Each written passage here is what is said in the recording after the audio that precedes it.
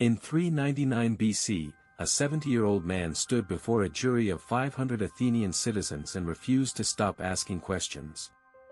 He had been asking them his entire life, in the marketplace, in the gymnasium, in the homes of powerful men, and Athens had grown tired of it. The jury voted to condemn him. Socrates accepted the sentence and drank the hemlock. He died not for what he believed, but for what he asked. That detail should give us pause, because what Socrates asked were not provocative or inflammatory questions in the way we might imagine. They were, in fact, entirely ordinary questions, the kind that any thoughtful person might encounter on a quiet afternoon. What do you actually know? What do you actually want? How should you live? The reason these questions were dangerous, then and now, is that they have no comfortable answer. They do not flatter the person who hears them. They dismantle. In this video, we will examine 3 questions Socrates believed every human being was obligated to answer, drawing from Plato's Apology, the Meno, and the Republic, and we will follow the argument to its genuinely unsettling conclusion. If this gave you something to think about, subscribe. Every video here is built around an idea worth your time. Socrates left nothing written. Everything we have comes through Plato, and that fact matters philosophically. These dialogues were composed between approximately 399 and 370 BC, and they present Socrates not as a man delivering answers, but as a man who believed the act of questioning was itself the highest human activity. He called it, in the Apology at 38a, the examined life, and he said, with complete seriousness, that a life lived without that examination was not worth living. The first question Socrates pressed upon everyone he encountered was deceptively simple: what do you actually know? Not what have you heard, not what have you been told, not what you believe with confidence, but what, under rigorous examination, do you genuinely know to be true? This question appears most vividly in Plato's Apology, written around 399 BC, where Socrates describes his mission to test the wisdom of those who claimed to possess it, because he had been told by the oracle at Delphi that no man was wiser than Socrates, a claim he found baffling and went out to disprove. What he discovered was consistent and disturbing. The politicians believed they understood justice without being able to define it. The poets believed they understood beauty and virtue, yet when questioned they could not account for either. The craftsmen knew their trades with genuine competence, but they assumed that this technical knowledge extended into moral and political wisdom, and that assumption, Socrates argued at Apology 22d, was the most dangerous error of all. To know one thing well and conclude from that one expertise that you know everything is not wisdom. It is a particular and seductive form of ignorance. Socrates concluded that his own modest claim to wisdom, the recognition that he did not know what he did not know, placed him, paradoxically, ahead of men far more educated and celebrated than himself. This is not a comfortable idea, because it means that the first requirement of genuine knowledge is the willingness to abandon the knowledge you think you already have. Most people find that requirement intolerable, which is precisely why most people avoid the question. This insight from the Apology is not merely about epistemology in the academic sense. It is about the psychology of certainty, the way confident ignorance forecloses inquiry and calcifies into ideology, prejudice, and dogma. What Socrates identified in Athens in the 5th century BC is visible in any conversation today where a person speaks loudly about what they are certain they understand. But knowing what we do not know is only the beginning. Once Socrates had cleared the ground of false certainty, he pressed toward a second and harder question, one that strikes much closer to the center of a human life. Having established that most people do not know what they think they know, Socrates turned toward a question that felt more personal and therefore landed with greater force: what do you actually want? This question runs throughout the Meno, composed around 385 BC, where Socrates examines whether virtue can be taught, but beneath that surface inquiry lies a more fundamental interrogation. Meno claims at the dialogue's opening that virtue is simply getting what one desires, and Socrates dismantles that claim with characteristic patience. The problem, he argues, is not that people fail to get what they want. The problem is that they pursue things without asking whether those things are genuinely worth wanting. Socrates made a distinction that most people overlook entirely: the difference between what a person believes they want and what they actually want at the level of their deepest rational nature. In the Meno at 77b through 78b, he argues that no one desires bad things knowingly, that those who pursue harmful ends do so because they have mistaken those ends for good ones. This is not an excuse for wrongdoing. It is a diagnosis of a prior failure, the failure to examine whether what one is pursuing is truly good or merely appears to be good under the distorted light of habit, appetite, or social pressure. The practical weight of this question becomes apparent when you consider how many lives are organized around goals that were never genuinely chosen. Career paths selected to satisfy parental expectation. Relationships pursued to resolve loneliness rather than to share a life. Wealth accumulated not because wealth was truly valued but because it was the available metric of worth. Socrates would not have been surprised by any of this.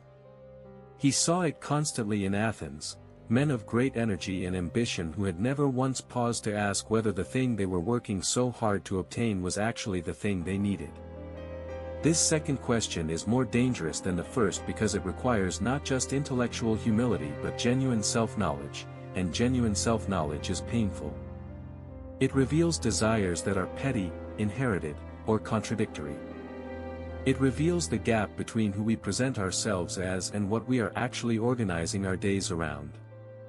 And yet what Socrates said next pushes even further, toward a question that does not merely ask what you want but demands that you account for the whole shape of your existence.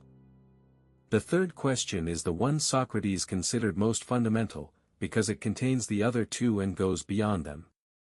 How should you live? This is not a question about tactics or preferences. It is a question about the proper end of a human life, what the Greeks called the telos, and Socrates addressed it most directly in Plato's Republic, composed around 380 BC, and in the Gorgias, where he argues with singular force that it is better to suffer injustice than to commit it.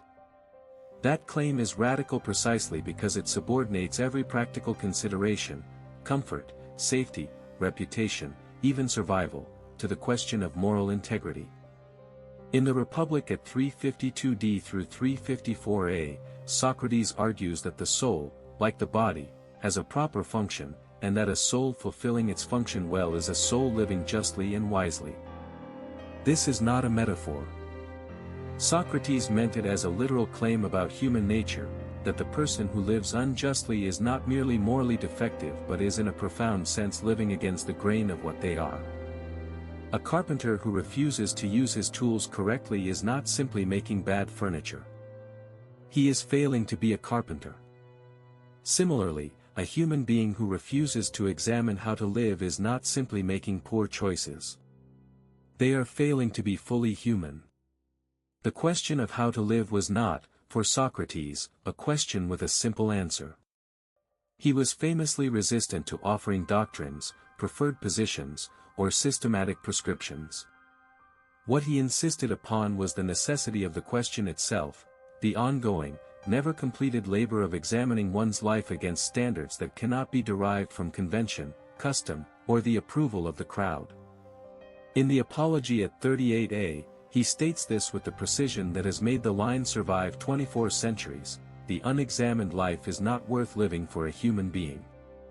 The most practically applicable implication of this third question is not abstract.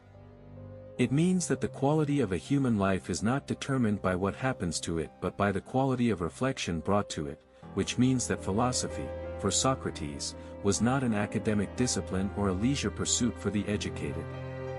It was the primary obligation of every person who took seriously the fact that they were alive and that their life had a shape that they were, whether knowingly or not, actively constructing. The person who avoids these three questions does not escape them. They simply answer them by default, and default answers, Socrates knew, are almost always wrong. It would be tempting to regard these three questions as philosophical exercises, interesting to consider briefly, then set aside while life continues at its ordinary pace. Socrates understood this temptation perfectly, because he watched intelligent, accomplished people surrender to it every day in Athens. The refusal to examine what one knows, what one truly wants, and how one should live does not simply leave those questions unanswered.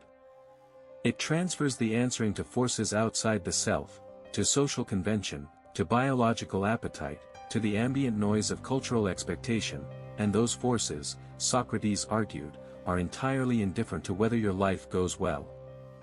In the Gorgias, Socrates confronts Callicles, who represents the position that power, pleasure, and reputation are the legitimate ends of a human life, and who argues that philosophy is a fine amusement for the young but an embarrassment for adults with serious ambitions.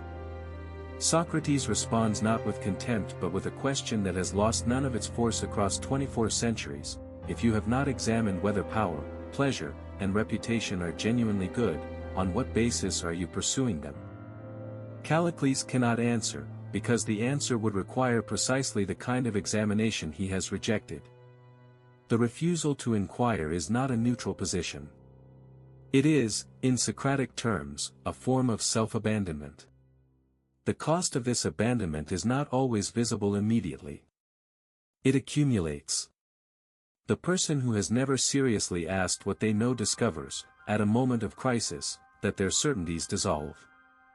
The person who has never asked what they truly want finds, at the moment of achievement, that the prize is hollow.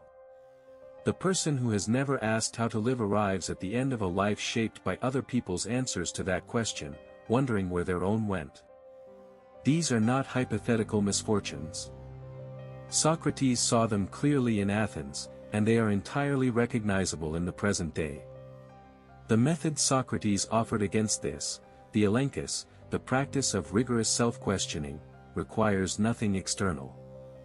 It requires no institution, no credential, no particular body of knowledge. What it requires is the willingness to ask the question and remain with the discomfort of not yet having a satisfactory answer. That willingness, Socrates believed, is the beginning of wisdom, and its absence, he was willing to die arguing, is the beginning of a wasted life. Socrates asked 3 questions: what do you actually know? What do you actually want? How should you live? And he asked them not as provocations but as obligations, because he believed that a human life incapable of answering them, or unwilling to attempt the answer, was not living up to what human beings genuinely are. Together these questions form a single sustained argument, that the quality of a life depends entirely on the quality of attention brought to it, and that attention requires the courage to examine what most people prefer to leave undisturbed. The practical implication for the person watching this today is precise: not that you must reach answers, but that you must begin the examination, and begin it now, because the alternative is to let the questions answer themselves. Philosophy is not an academic exercise. It is the art of living well. Subscribe if you want to keep at it.